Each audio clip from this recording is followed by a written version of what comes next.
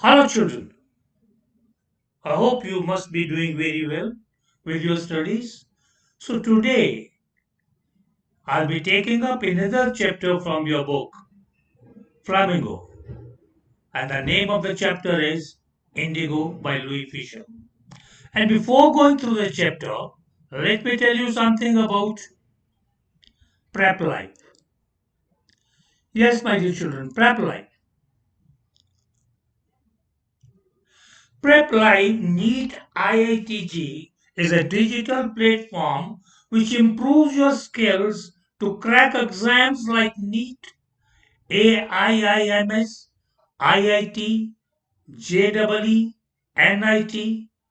And my dear students, you can watch our videos to get useful tips and highly interactive sessions related to NEET, IITG, mathematics, chemistry, biology, and physics. So please stay tuned with us. Do like, share, and also subscribe our channel to receive notifications regarding latest videos. So my dear children, stay tuned. And before I'm going with the chapter, let me tell you something about Roy Fisher. Roy Fisher was an American journalist. Among his works were a contribution to the ex-communist treatise The God That Failed, A Life of Mahatma Gandhi, basis for the Academy Award winning film Gandhi, as well as A Life of Lenin, which won the 1965 National Book Award in History and Biography. He was born on 29th February 1896 in Philadelphia, United States. He died on 15th January 1970 at Princeton, New Jersey, United States. He was an American by nationality. He won National Book Award for History and Biography Nonfiction, and he was educated at the Central High School, South Philadelphia. So, dear children, let me introduce you with the story now. Yes, introduction of the story, my dear children. In this story, Ruiz describes Gandhi's struggle for the poor peasants of Champaran who were the sharecroppers with British planters. They led a miserable life and were forced to grow indigo according to an agreement. They suffered a great injustice due to the landlord system in Bihar. Gandhiji waged a war for about an year against their atrocities and brought justice to the poor peasants.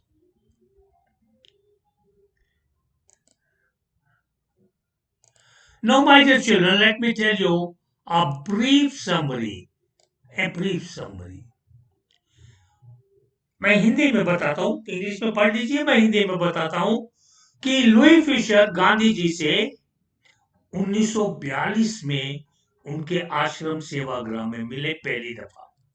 Gandhi ji ने उन्हें बताया कि कैसे उन्होंने initiate किया, कैसे उन्होंने initiative लिया the departure of British from India, Bharat छोड़ो का विदेशी हुकूमतों को। उन्होंने रिकॉल किया कि इन 1917 में एक शेयर क्रॉपर, एक बटाईदार, एक किसान, एक मजदूर चंपारण से जिसका नाम राजकुमार शुक्ला था, उसकी रिक्वेस्ट पर उसकी उन्होंने चंपारण को विजिट किया।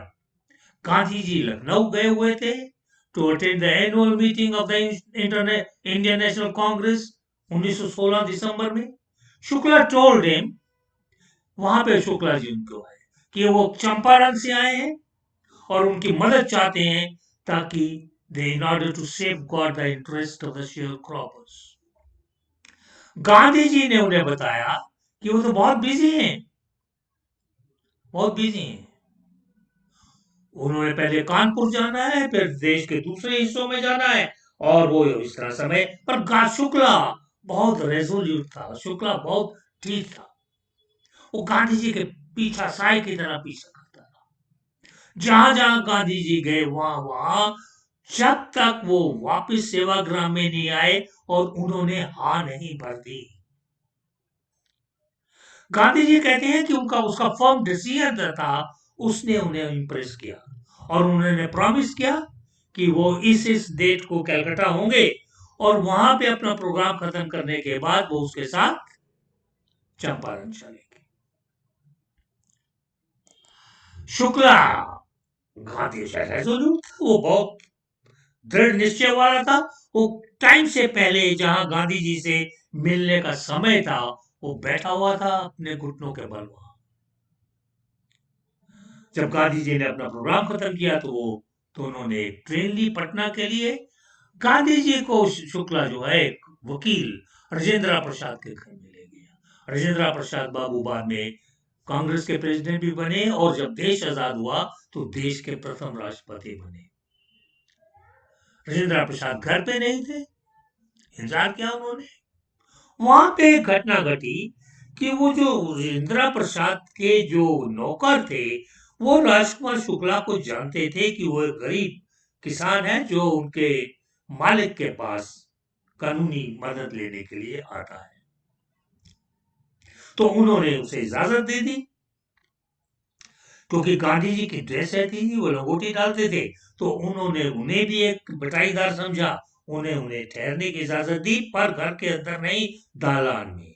और उन्होंने गांधी जी को वार्न किया कि आप कुएं से पानी नहीं लेंगे, क्योंकि आपकी अगर बाल्टी से कुछ बूंदें पानी निकालते वक्त छलक के कुएं में गिरेगी तो पूरा कुआं अपवित्र हो जाएगा।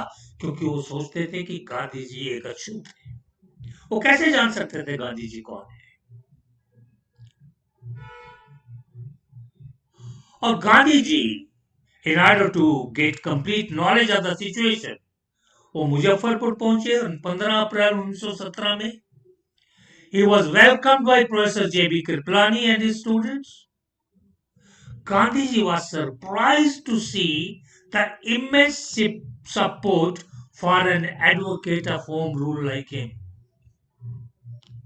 He also met some lawyers who were already handling cases of sharecroppers, और एक कॉन्ट्रैक्ट था उनके साथ। 15% of the peasants' land holding was to be reserved for cultivation of indigo, the crop of which was given to the landlords as rent. And this system was very oppressive. Gandhi ji अब मदद करना चाहते थे बटाईदारों की, so he visited British Landlord Association, but he was not given any information because they told him that he was an outsider। और गांधी जी ने कहा कि मैं आउटसाइडर नहीं हूं, मैं तो भारतीय हूं, मैं तो भारतीय हूं। Then he went to the commissioner of the Tirwood division, who threatened Gandhiji and asked him to leave Third। और instead of returning, Gandhi ji Motihari चले गए, जो कैपिटल था, कैपिटल सिटी थी चंपारण डिस्ट्रिक्ट की। Here he started gathering complete information about the indigo contract. He was accompanied by many lawyers. एक दिन, when he was on his way to meet a peasant who was maltreated by the indigo planters, जिससे धक्का मुक्की हुई थी, मार कुटाई हुई थी, he was stopped by the police superintendent's messenger, who served him a notice asking him to leave Terhut at once. Gandhiji received the notice but disobeyed the order. A case was filed against him. Many lawyers came to advise him, but when he stressed, they all joined his struggle and even consented to go to jail in order to help the poor peasants.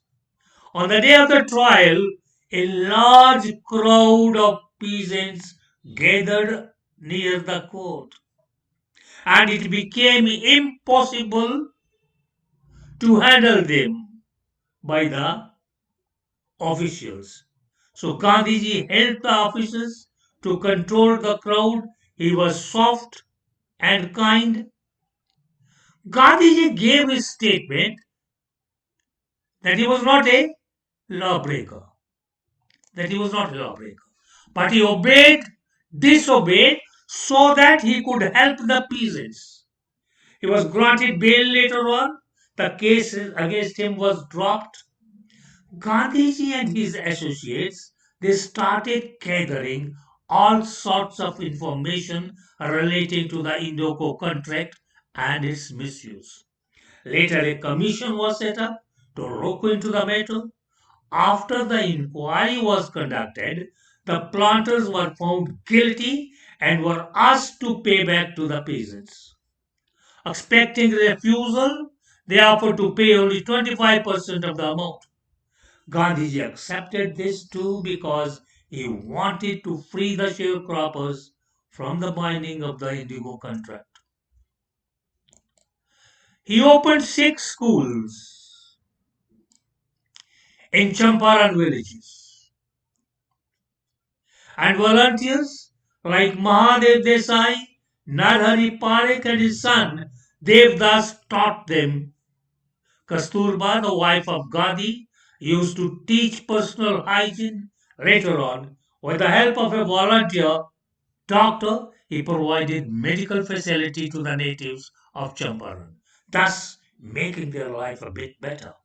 A peacemaker, Charles Andrews, wanted to volunteer at Champaran Ashram, but Gandhi refused as he wanted Indians to learn the lesson of self reliance so that they would not depend upon others.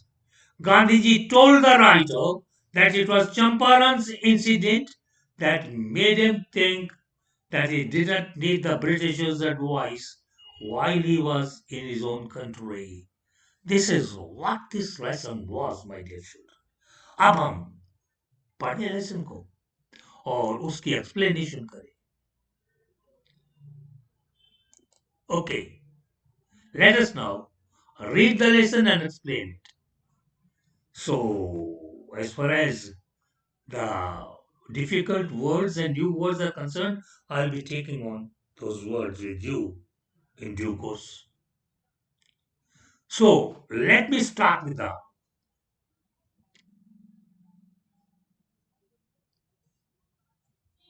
when I first visited Gandhi in 1942 at his ashram in Sevagram in central India, I said, I will tell you how it happened that I decided to urge the departure of the British. It was in 1917. Louis Fischer अपने संस्मरणों में कहते हैं कि पहली दफा मैं गांधी जी को 1942 में उनके आश्रम में सेवाग्राम में मिला सेंट्रल इंडिया में और उन्होंने मुझे बताया कि मैं आपको बताऊंगा कि कैसे ये हुआ कि कब मैंने डिसाइड किया कि अंग्रेजों को भारतवर्ष छोड़ देना चाहिए. It was in 1917. He had gone to the December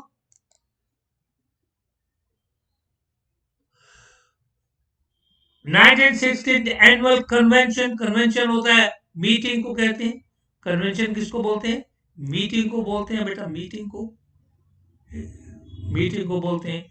of the Indian National Congress party in Lucknow there were 2301 delegates. Delegates का मतलब होता है representatives who had come from the different parts of the country and many visitors. During the proceedings, Gandhi recounted meaning he recalled, a peasant came to me looking like another peasant in India, poor and emaciated. Emaciated means बहुत ही दुबला पतला, malnourished, बहुत ही दुबला पतला, thin, and said, I am Rajkumar Shukla, I am from Champaran. एक शहर है, एक डिस्ट्रिक्ट है बिहार में. And, and I want you to come to my district. Gandhiji had never heard of the place. It was in the foothills of the towering Himalayas, near the kingdom of Nepal. Gandhi ji कह बताते हैं कि वो गए थे दिसंबर 1916 में annual meeting attend करने के लिए, कन्वेंशन अटेंड करने के लिए इंडियन नेशनल कांग्रेस पार्टी की लखनऊ में. 2301 वहां रिप्रेजेंटेटिव आए हुए थे. विभिन्न हिस्सों से इंडिया के कांग्रेस के और बहुत सारे अलग विजिटर भी थे। और इसी प्रोसीडिंग के बीच में गांधी जी रिकॉल करते हैं कि एक किसान मुझ पे आया। वो आम किसान मुझे जैसा लगता था, गरीब, दुबला पतला, माँ भूखा, भूख से मरा हुआ। और उसने मुझे बताया कि मैं राजकुमार शुक्ला हूँ, मैं चंपारण से आया हूँ और मैं चाहता हूँ कि आप मेरे साथ मेरे डिस्ट्रिक्ट में चले। गांधी जी ने इससे पहले चंपारण का नाम नहीं सुना था। चंपारण जो है हिमालयस की तलहटी में, नेपाल के पास एक डिस्ट्रिक्ट है बिहार में। Under an ancient agreement the Champaran peasants were share croppers. Share cropper किसे कहते हैं मेरे बच्चों? शेयर क्रॉपर कहते हैं बटाईदार को। बटाईदार को जो लैंड पे काम करते हैं। एक tenant farmer who gives a part of each crop as rent. Tenant होते हैं, किराएदार होते हैं। Rajkumar Shukla was one of them. He was illiterate but resolute. Resolute का मतलब क्या होता है? Determined, firm, दृढ़ निश्चय। He had come to the Congress session to complain about the injustice of the landlord system in Bihar, and somebody had probably said, "Speak to Gandhi." एक पुराना agreement था चंपारण पीजेंट्स के साथ। और पीजेंट जो थे, जितने भी किसान थे, वो किराएदार थे, वो बटाईदार थे। राजकुमार शुक्ला भी उनमें से एक था। वो अनपढ़ था, पर वो बहुत ही दृढ़ निश्चयी था। वो वहां कांग्रेस स्टेशन में आया था कंप्लेन करने के लिए उस इनजस्टिस को जो लैंडलॉर्ड सिस्टम बिहार में चला रहा था, उस अन्याय को। और किसी ने शायद उन्हें कहा था, उसे कहा था कि जाइए गांधी जी से मिलिए, he will help you, meet Gandhi ji, Gandhi ji will help you. Gandhi ji told Shukla that on such and such date he had an appointment in Kanpur and was also committed to go, committed to go। कि उसकी मजबूरी थी, उन्होंने पहले से ही कमिटमेंट कर ली हुई थी, पहले से ही कमिटमेंट कर ली हुई थी। Shukla accompanied him everywhere. Then Gandhi returned to his ashram near Ahmedabad. Shukla followed him in the ashram. For weeks he never left Gandhi's side. Fixed date he begged. Gandhi ji ने शुक्ला को बताया कि वो उन्होंने की एक पहले अपॉइंटमेंट है कानपुर में, उसके बाद उन्हें भारत के दूसरे हिस्सों में भी जाना है। शुक्ला उनके पीछे साय की तरह लगे। जहां जहां गांधी जी गए, वहीं वहीं शुक्ला जी गए। फिर गांधी जी बाद में वापस अपने आश्रम आए अहमदाबाद के पास। शुक्ला उसके पीछे पीछे थे। हफ्तों तक उन्होंने गांधी जी का पीछा नहीं छोड़ा और गांधी जी को उन्होंने मिन्नत की, एक डेट फिक्स करिए, एक डेट फिक्स करिए। और Gandhi ji was impressed by the sharecroppers tenacity। Tenacity mean उसकी लगन, उसकी सोच and story। Gandhi said, I have to be in Calcutta on such and such date. Come and meet me and take me from there. Months passed. Shukla was sitting on his haunches at the appointed time। haunches घुटनों के बल बैठे हुए थे, घुटनों के बल। At the appointed spot in Calcutta, when Gandhi arrived, he waited till Gandhi was free. Then two of them boarded a train for the city of Patna in Bihar. There Shukla led him to a house of a lawyer named Rajendra Prasad, who later became the president of the Congress party, and then in Free India he became the president of India। Gandhi ji उस बटाईदार किसान की लगन से बहुत Impress हुए, उसकी लगन से, उसकी स्टोरी से। उन्होंने कहा कि इस तारीख को मैं कलकत्ता में आऊंगा, वहां ये मुझे मिली और मैं आपके साथ वहां से चलूंगा। महीनों बीत गए और मिलन का दिन आया और गांधी और शुक्ला जो है उस अपॉइंटेड जगह पर अपने घुटनों के बल बैठा हुआ था कलकत्ता में। जब गांधी जी आए, उसने इंतजार किया जब तक गांधी जी फ्री नहीं हो गए और गांधी जी के फ्री होने के बाद दोनों ने पटना बिहार में पटना के लिए ट्रेन ली, बिहार में पटना के लिए ट्रेन ली। और वहां शुक्ला उन्हें एक वकील जिसका नाम राजेंद्र प्रसाद था उसके घर में ले गए, और राजेंद्र प्रसाद बाबू बाद में प्रेसिडेंट के कांग्रेस पार्टी के प्रेसिडेंट बने।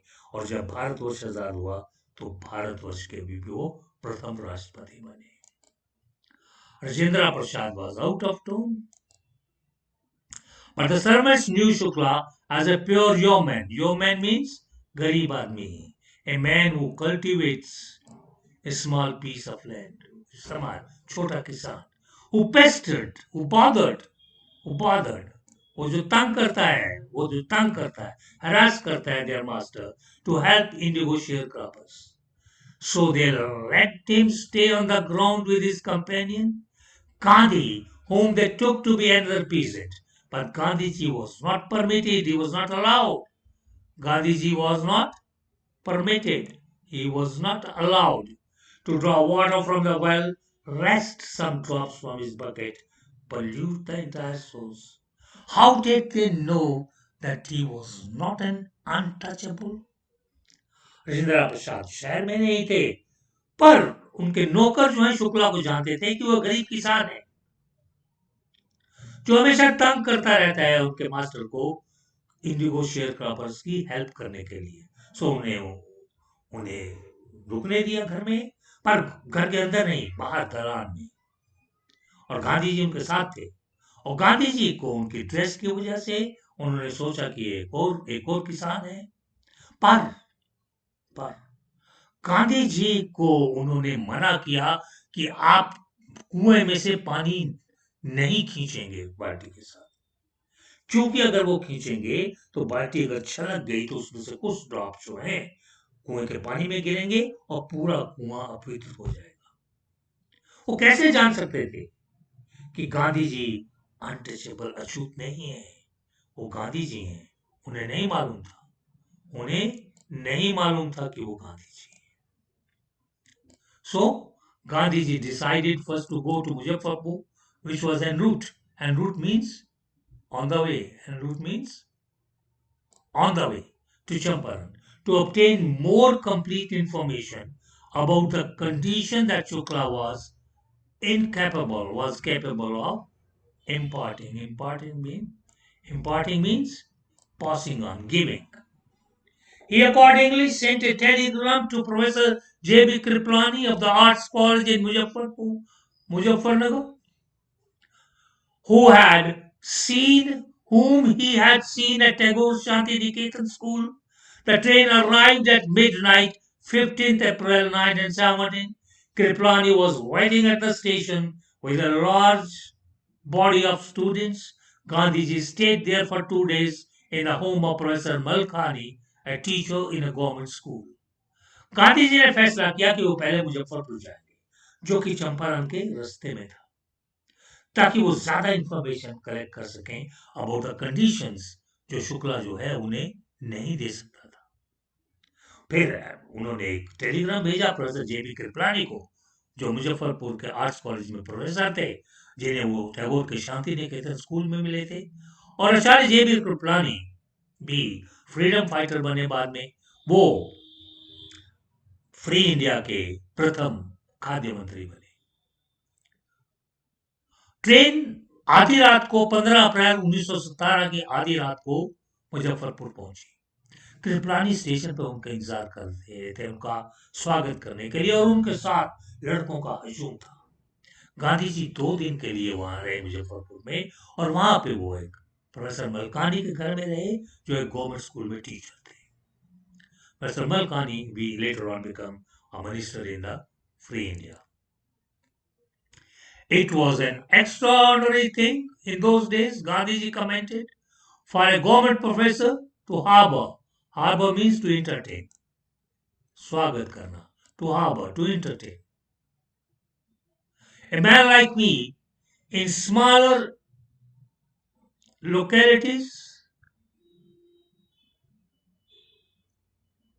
the Indians were afraid to show sympathy for the advocates of home rule. The news of Gandhiji's advent means arrival, advent means arrival, and the nature of his mission spread quickly through Muzaffarpur and to Champaran. Sharecroppers for Champaran began arriving on foot and by conveyance to see their champion. Muzaffarpur royals called on Gandhi to brief him. They frequently represented peasants in groups in courts. They told him about their cases and reported the size of their fees.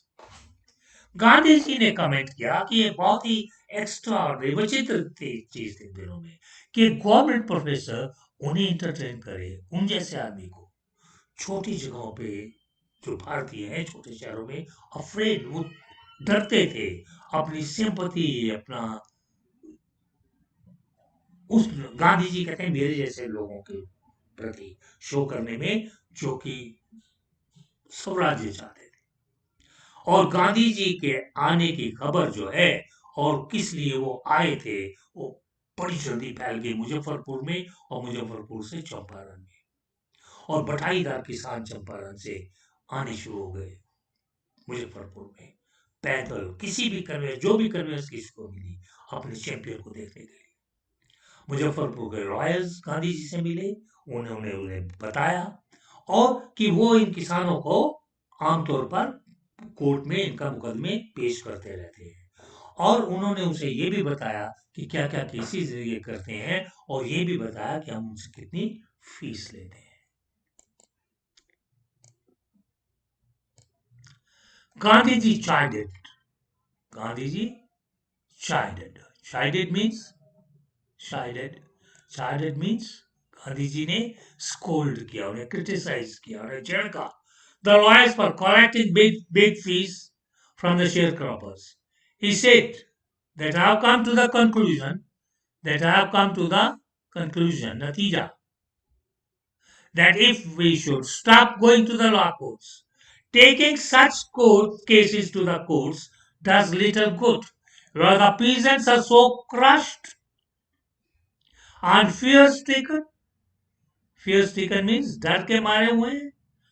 The law courts are useless. Real relief to them is to be free from fear.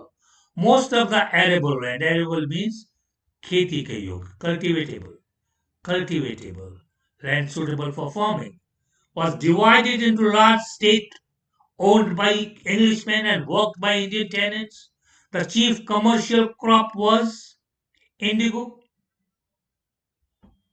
The landlords compelled all tenants to plot 3/20 or 15% of their holding with indigo and surrender the entire indigo harvest as rent. This was done by a long-term contract.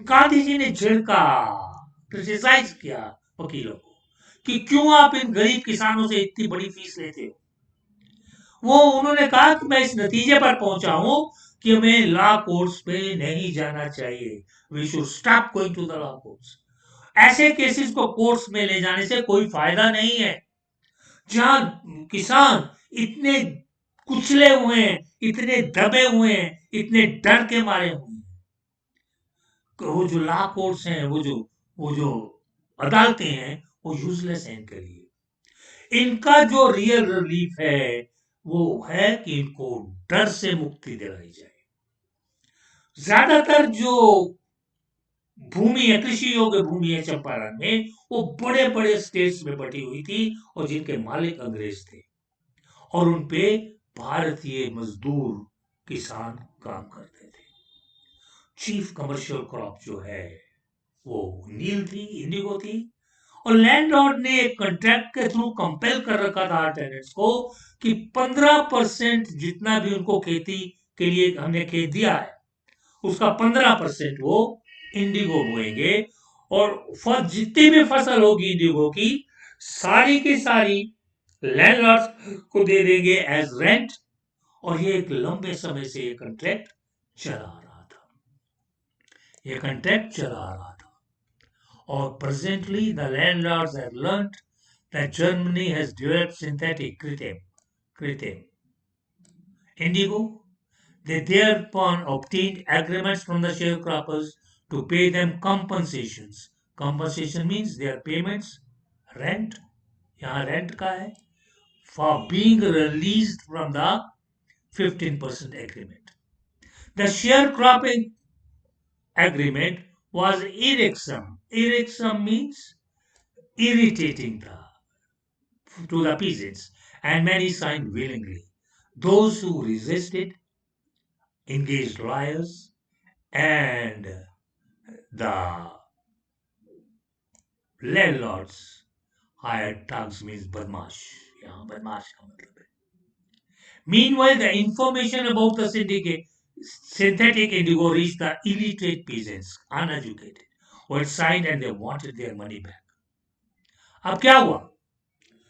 Landlord ने ये जाना कि Germany ने एक नकली, एक synthetic नील तैयार किया है, एक कृत्रिम नील तैयार किया है. इसलिए उन्होंने अब नया एग्रीमेंट दिया कि आपको हम 15% वाले एग्रीमेंट के साथ से फ्री करते हैं. अब हमें आपको नील की फसल देने की जरूरत नहीं है. आप हमें उसके बदले पैसा दीजिए, पेमेंट कीजिए, रेंट दीजिए, कैश नहीं.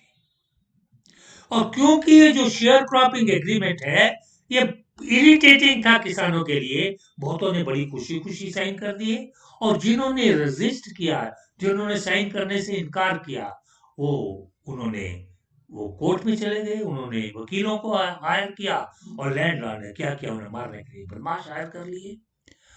और इसी समय वो इंफॉर्मेशन कि नकली नील तैयार हो गया है, कृत्रिम नील तैयार हो चुका है, उन गरीब अनपढ़ किसानों के पास भी पहुंच गया था, जिन्होंने नया एग्रीमेंट साइन किया था. अब वो अपना पैसा वापस चाहते थे. अब वो अपना पैसा वापस चाहते थे. At this point, Gandhiji arrived in Champaran. He began by trying to get facts. First, he visited the secretary of the British Landlords Association. The secretary told him that they could give no information to an outsider. Gandhiji answered that he was no outsider. Next, Gandhiji called on British official commissioner of the Tribune in which Champaran district lay. The commissioner, Gandhiji reports. The commissioner, Gandhiji reports, proceeded to bully me. Proceeded means begin to a course of action. To bully, झिड़का, उनके उनको साथ बुरा व्यवहार करना. And advised him to leave the road forthwith. इसी समय गांधी जी चंपारण में पहुंचे थे. उन्होंने फैक्ट्स गैदर करने शुरू किए. पहले वो सेक्रेटरी, ब्रिटिश लैंडलॉर्ड एसोसिएशन के सेक्रेटरी के पास गए. सेक्रेटरी ने बताया कि वो किसी भी बाहरी व्यक्ति को कोई इंफॉर्मेशन नहीं दे सकता. गांधी जी ने रेजिस्ट किया कि मैं बाहरी व्यक्ति नहीं. और उसके बाद गांधी जी ने जो ब्रिटिश ऑफिशियल कमिश्नर था टेरर डिवीजन का, डिप्टी कमिश्नर था, जिसमें चंपारण डिस्ट्रिक्ट एक पार्ट है, उसके पास गए.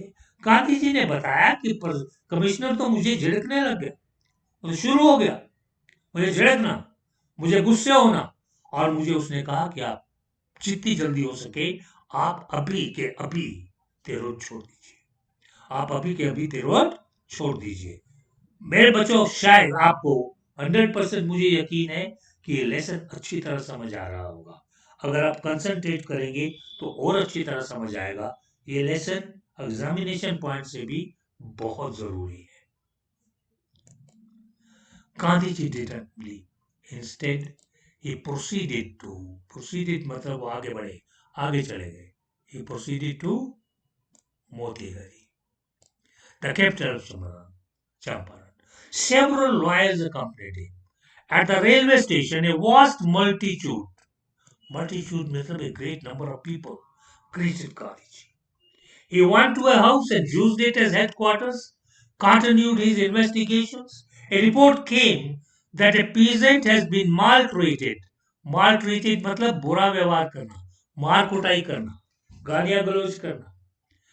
In a nearby village, Gandhiji decided to go and see. The next morning, he started out on the back of an elephant. He had not proceeded far when the police superintendent's messenger overtook him and ordered him to return to town in his carriage. Gandhi ji complied. Gandhi ji ने माना हुक्म उनका. गांधी जी ने पालना की, कंप्लाइट मतलब पालना करना, कंप्लाइट मतलब पालना करना, कंप्लाइट मतलब पालना करना। The messenger drove Gandhiji home, where he served him with an official notice to quit Champaran immediately. Gandhiji signed a receipt for the notice and wrote on it that he would disobey the order. Gandhi ji नहीं गए, गांधी जी ने order नहीं माना, वो नहीं गए,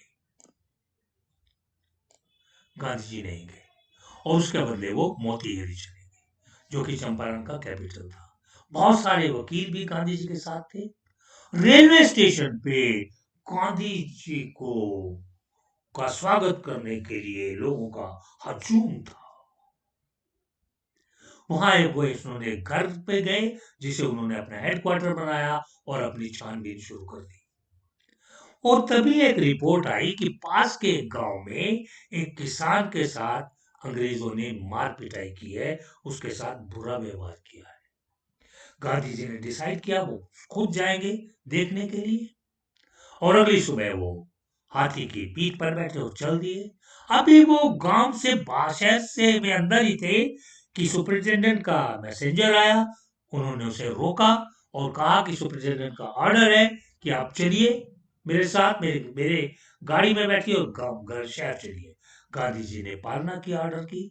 messenger Gandhi ji को उस घर में लेके आया, जहां पे उन्होंने उसे एक नोटिस सर्व किया कि आप अभी के अभी चंपारण छोड़ दें। गांधी जी ने नोटिस लेने की रसीद साइन की और साथ ही ये भी लिख दिया कि मैं आपके कानून की, आपके नोटिस की पालना नहीं करूंगा, किसी हाल में नहीं करूंगा। इन द कॉन्सिक्वेंस, उसका नतीजा क्या हुआ?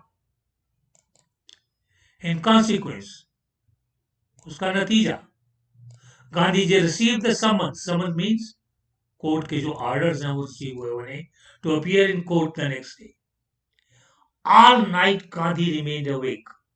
He telegraphed Rajendra Prasad to come from Bihar with influential मतलब रसूखदार, रसूखदार friends. He sent instructions to the ashram, avoid a full report to the viceroy. Next morning, the town of Motihari was black with peasants. They didn't know Gandhiji's record of South Africa. They had merely means only. Merely means only. They had only heard that a Mahatma who wanted to help them was in trouble with the authorities. They are spontaneous. Spontaneous means एकदम उसी वक्त, जो एक उसी वक्त spontaneous होती है, बगैर बगैर किसी प्री योजना के। In thousands around the courthouse was the beginning of their liberation from fear from British. नतीजा क्या हुआ? गांधी जी को समन मिल गए कोर्ट के कि आपके खिलाफ मुकदमा दायर हो गया, आइए आप कोर्ट। सारी रात गांधी जी जागते रहे। उन्होंने राजेंद्र प्रसाद बाबू को टेलीग्राम भेजा बिहार कि बिहार से आइए, अपने रसूखदार दोस्तों को भी साथ लाइए। उन्होंने आश्रम में इंस्ट्रक्शन भेजी और पूरी की पूरी कहानी वायसरॉय ऑफ इंडिया को लिख के भेज दी। सुबह मोतीहारी का टाउन किसानों से भरा हुआ था। जिस तरफ देखो किसान ही किसान नजर आ रहे थे। वो नहीं चाहते थे गांधी जी ने साउथ अफ्रीका में क्या किया। उन्होंने तो सिर्फ इतना ही सुना था कि एक महात्मा आए हैं जो उनकी मदद करना चाहते हैं और वो खुद इस वक्त मुसीबत में है। और उनका जो स्पॉन्टेनियस डेमोन्स्ट्रेशन है, वो जो बगैर किसी योजना के एकदम हजारों की संख्या में कोर्ट हाउस के आसपास, वो आरंभ था उनकी आजादी का, ब्रिटिश लोगों के डर से, ब्रिटिश लोगों के डर से आजादी का आरंभ था।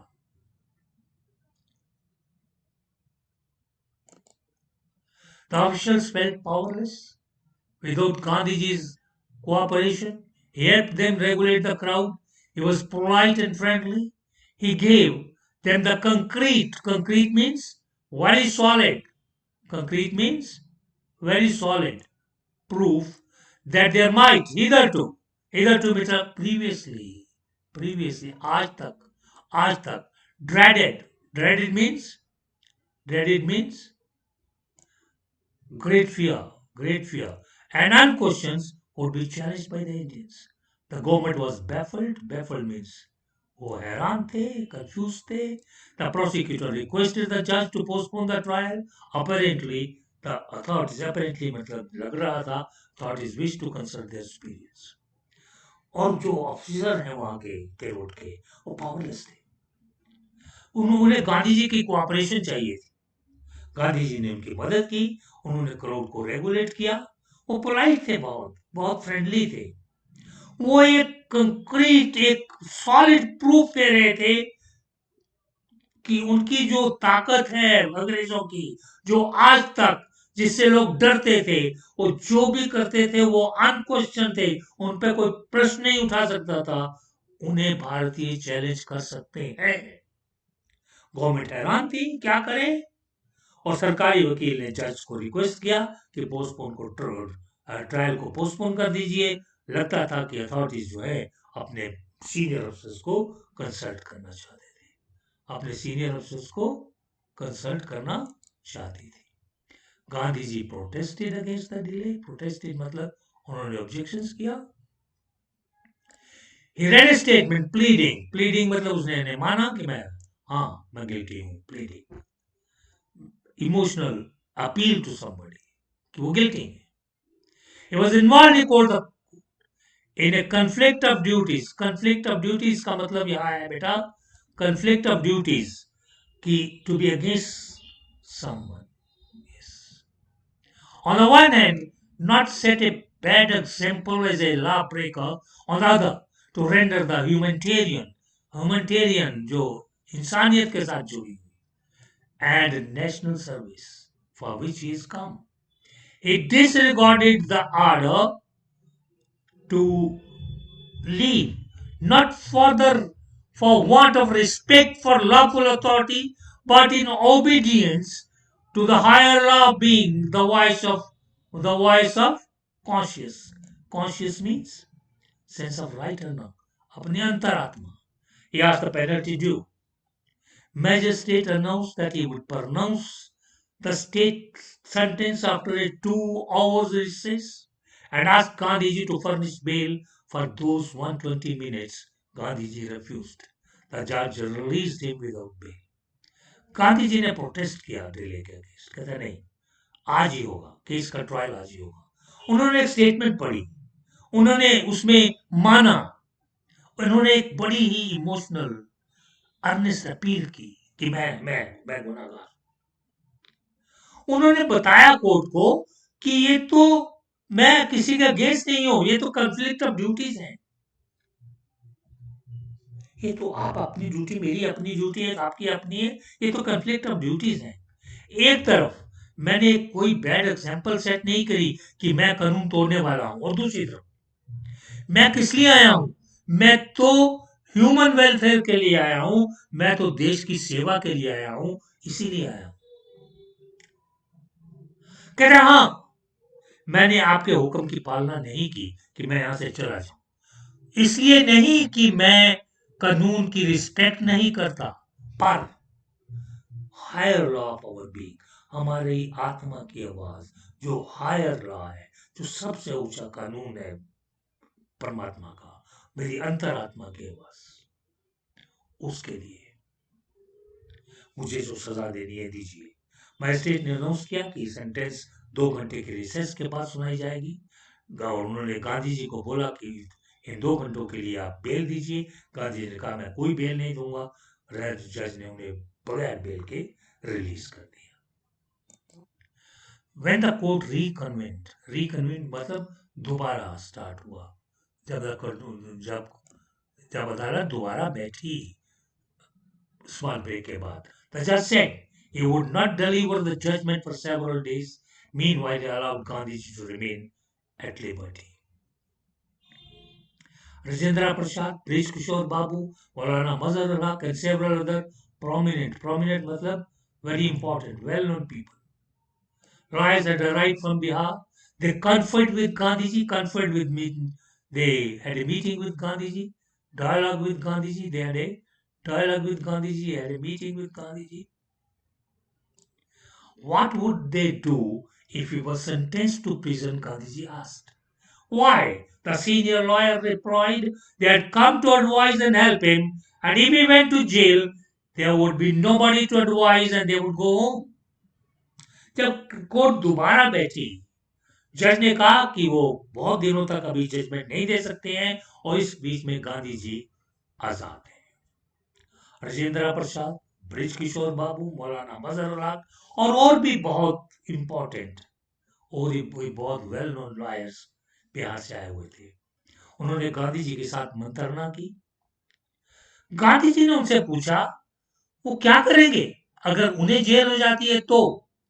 एक सीनियर लॉयर ने रिप्लाई किया कि वो तो गांधी जी को क्यों कानूनी सलाह देने के लिए आए हैं कोर्ट में, उनकी मदद करने के लिए। अगर उन्हें जेल हो जाती है कि फिर उनका यहाँ कोई काम नहीं है, वो घर चले जाएंगे, वो घर वापस चले जाएंगे। Here, my dear children, I would like to end the first part of the story. Thank you very much for the patience hearing and listening. And my dear children, do like and share our videos. Don't forget to like and share our videos. And my dear children, please don't forget to subscribe our channel and press the bell icon. Till my next lecture, see you again. Sayonara. Bye bye. And press the bell icon. Till my next lecture, see you again. Sayonara. Bye bye. इस video को last तक देखने के लिए thank you. अगर आपको video पसंद आया है तो इसे लाइक और शेयर करें। सब्सक्राइब करना बिल्कुल न भूलें। अगर आपको कोई डाउट है तो कमेंट सेक्शन में उसे लिखें, हम जल्दी ही उसका रिप्लाई देंगे।